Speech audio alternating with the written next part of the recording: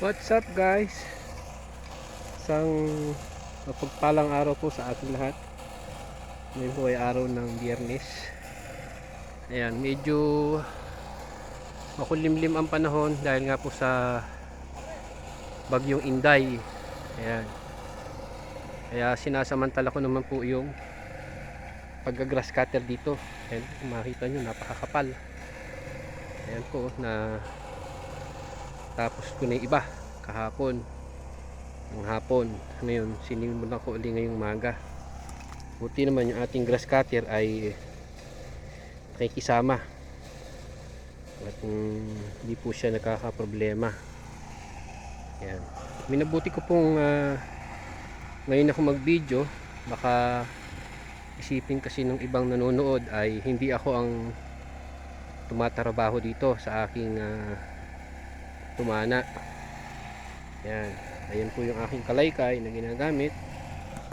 Ito rin po yung aking gulok na pinantataga ko nga po dito sa mga malunggay na nakabuwal, kasi hindi ko siya malilinis kung hindi ko tatabasin yung ibang sanga, kasi nakadapa siya dahil nga nung pagkakatulak nitong pinagawa nating daan. Yan. Yan. Ayun naman sila doon sa bahay kubo. Ayun, nagkakabit na sila ng pinaka frame ng bintana. Tapos na nilang lagyan ng pansahig, yung pinaka kustilyahes. Kaya lang hindi muna nila inilalagay yung sahig, kailangan malagyan muna ng dingding para hindi mabasa pagka umulan. Ngayon ang gagawin na lang natin, ang binili natin ay yung 3/4 nga po na plywood na marine.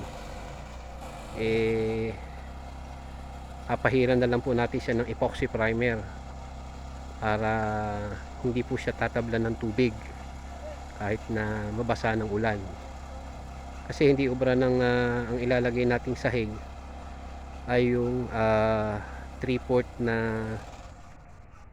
hardiplex, kasi mahirap yun, baka mabasag. Hindi kagaya ng plywood, kahoy, lalagyan na lang natin siya ng epoxy primer para hindi siya masisira kahit mabasa ng ulan.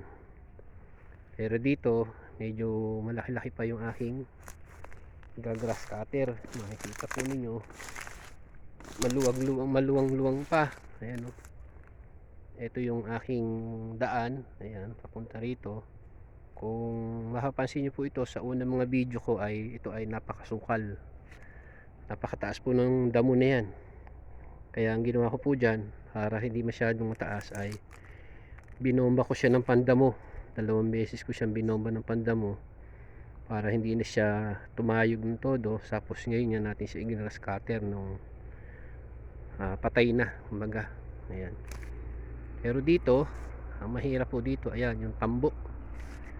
Kaya nga po ng video ko kahapon, sabi ko nga napakahirap po niyang linisin yung tambo. Napakatigas po nung puno niya, pero kayang-kaya naman po siya ng grass cutter. Kaya lang, dahil nga po yung bagging, ayan, yung bagging na yan napakakapal, napakatigas po niyan. Hindi yan basta-basta napuputol, kahit na hilahin mo siya, matibay po yung bagging niyan. Kaya ang gagawin na lang natin ay, ayan, pagka natabas natin yung ilalim, saka natin hihilahin.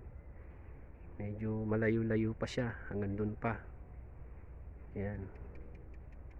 So yun lang po muna guys ang ating update dito. Mamaya na lang po tayo mag-update po uli doon sa kabila, sa gumagawa naman ng bakod.